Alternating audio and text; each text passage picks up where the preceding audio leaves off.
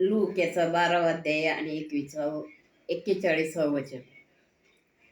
पेत्राने येशूला म्हटले, प्रभूजी, हा दाखला आपण आम्हाला सांगता की सर्वांना? हालेलुया. येशूनी एक चांगल्या कारभाराविषयी, एक विश्वासू दासाविषयी जो दाखला सांगितला, तर पेत्राने येशूला एक प्रश्न विचारला की येशू, जो दाखला तुम्ही सांगितला तो आम्हाला सांगितला की सर्वांना सांगितला? तेव्हा प्रभू म्हणाला, आपल्या परिचयाला व योग्य वेळी सीधा सामग्री द्यायला धनी येईल आणि ज्याला तो त्याची नेमणूक करील अशा विश्वासू दासाविषयी. हालेलुया.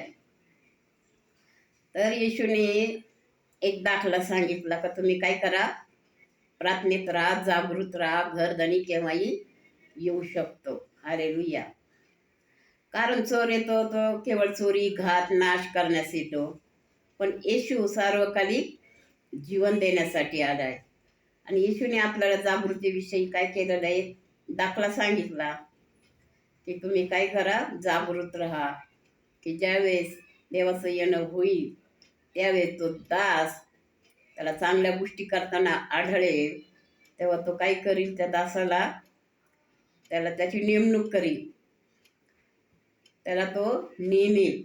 अशा विश्वासू दासाविषयी येशूने सर्वांना काय केलाय, दाखला सांगितला की येशूचं येणं केव्हाही होऊ शकतं. रात्रीचं 2ला, 3ला, 4ला, असं केव्हाही मध्यरात्रीच्या सुमाराविषयी त्याने एक दाखला सांगितला की तुम्ही काय करा, जागृत राहा.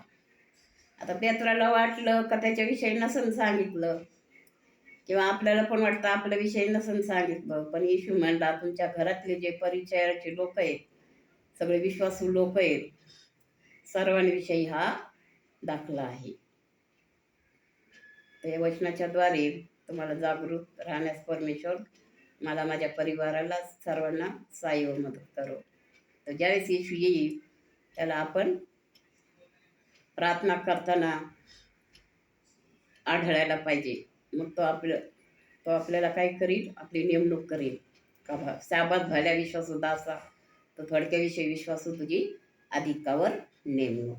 मग देव आपल्याला काय करील, आपली नेमणूक करील, आपल्याला कामावर घेतो.